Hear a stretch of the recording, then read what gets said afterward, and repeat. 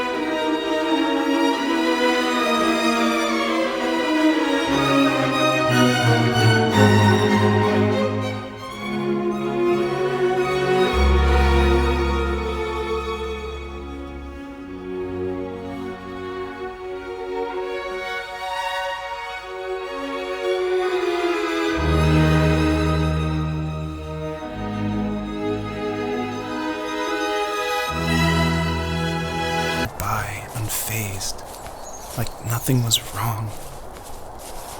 My dad is dead, and he's never coming back, Rachel. I can tell you these stories, but I can never reminisce with him again. He can never hold a grandchild that we'll probably never be able to have. I can never talk to him again, and I'll never be able to say I'm sorry for everything.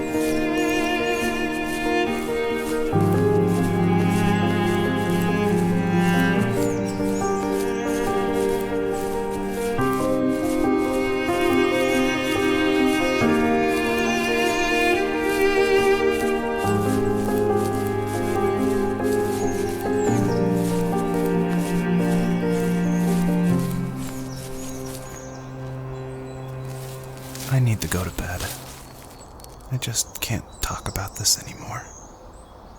Good night.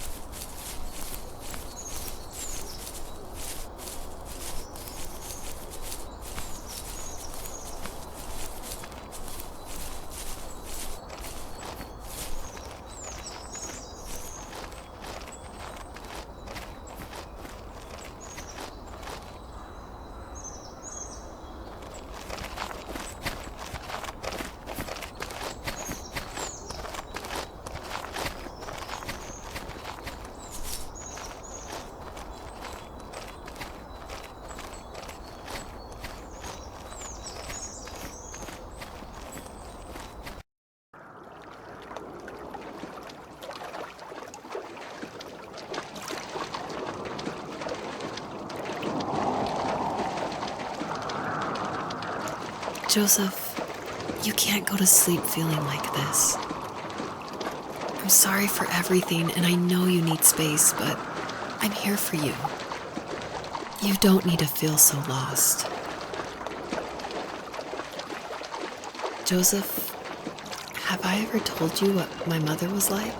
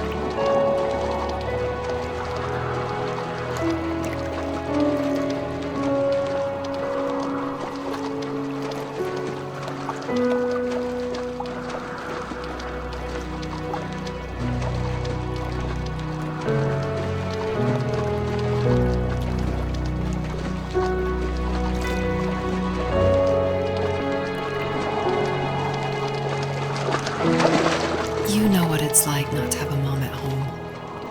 And you know how hard that made my childhood. What helped me was watching the birds in the morning before the school bus came. I thought that my mother was one of those birds, and it made me want to be free like her. My mom taught me how to fold origami cranes while she was in the hospital. So I told myself I would fold one every day until I could fly myself.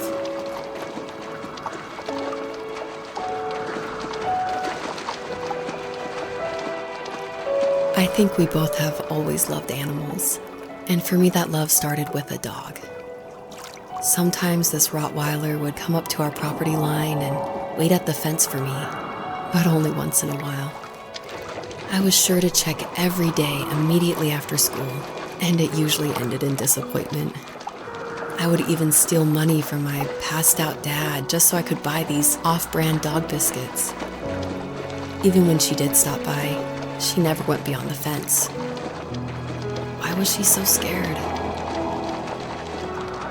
I think my dad was the opposite of your dad in almost every way, except he was in the military as well. He coped with alcohol of every kind.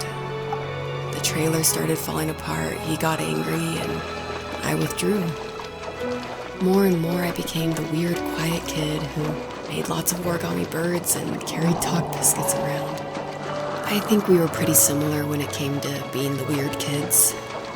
And that same sincerity in college was one of the reasons I was so drawn to you.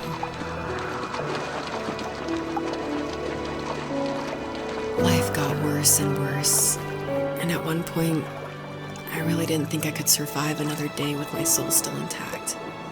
I had no real friends, let alone neighbors, since we lived in the middle of nowhere.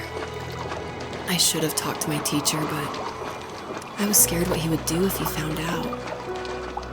As I waited for the school bus one morning, I walked around until I found something in an abandoned shed. something I can't put into words.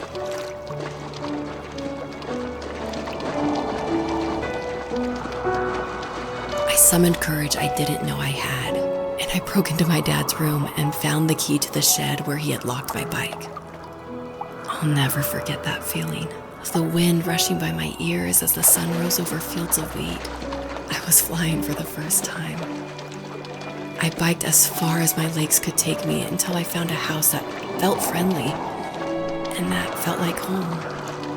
Those strangers helped me in so many ways. And if it wasn't for them, I wouldn't have found my foster family. And if it wasn't for my parents, I wouldn't have met you.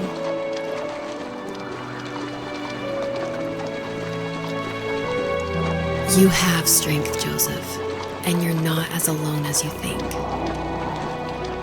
It's all just so pointless, just waiting for life to happen. It's like having the home I always wanted is cursed out of my reach. The thought of being a parent myself, how could I do that when I couldn't even be a good son? I'm sorry, I know what you're saying. I just don't know how things will work out. These quiet hours will turn into years.